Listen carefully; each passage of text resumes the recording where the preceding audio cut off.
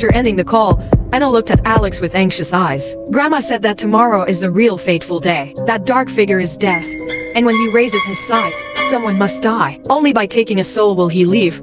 Alex held Anna tightly, trying to reassure her, but he couldn't hide his own worry. We'll get through this, Anna. We've faced many challenges, and we'll get through this one too. Anna clutched a jade pendant in her hand, feeling its warmth and strength. She knew she had to maintain her faith and not let fear take over her mind. Even though she knew tomorrow would be filled with danger, she had no choice but to face it with Alex, who was always by her side and protecting her. In the long, quiet night, Anna and Alex mentally prepared themselves for the upcoming fateful day, hoping that their love and courage would be enough to overcome whatever challenges destiny had in store. The next morning, the director and a few people from the theater company visited Anna in the hospital. They brought flowers and well wishes, hoping she would recover soon. Anna felt heartened by everyone's concern, but she couldn't help but worry about her grandmother's prediction and the strange events that had occurred. The director, a middle-aged man with a calm demeanor, approached and took Anna's hand. Anna, we were very worried about you, he said in a warm voice. You've worked very hard and dedicated yourself to this role. We're very sorry for what happened.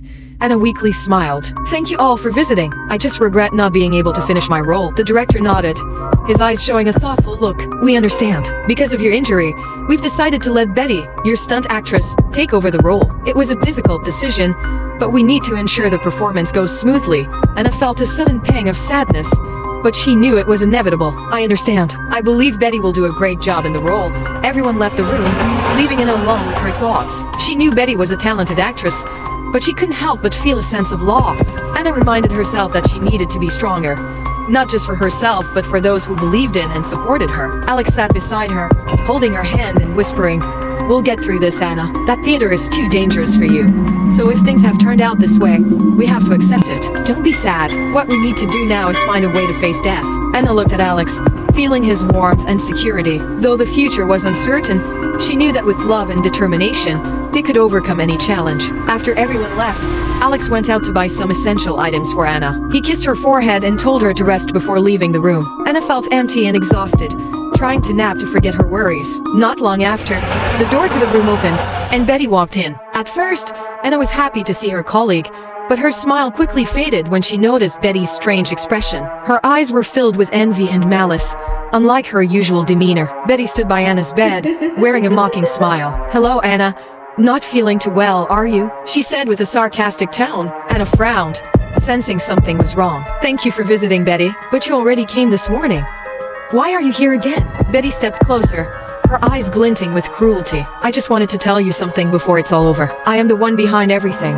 Anna was shocked, unable to believe her ears. "Betty, what are you talking about?" Betty sneered. "You think all those accidents were just coincidences? I'm a witch, Anna. I use my power to command Isabella's spirit to cause those accidents for you." Anna felt her heart pounding, fear and horror spreading. "Why would you do that?" Betty clenched her fists, her eyes filled with hatred. "Because I hate you.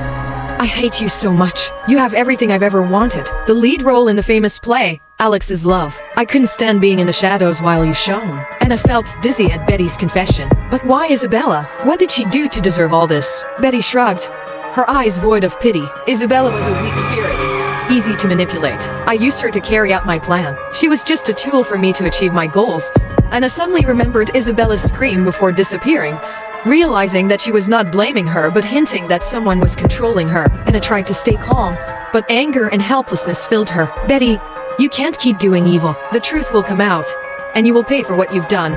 Betty laughed loudly, full of mockery. "You're so naive, Anna. Who will believe an injured actress who lost her lead role? They'll just think you're jealous of me for taking the role, and I've got the part every actress dreams of. I'll be the one shining on stage, and no one can stop me." Anna looked at Betty, searching for a glimmer of hope in her eyes, but saw only hatred and envy. "Betty, don't let jealousy blind you. You can still change."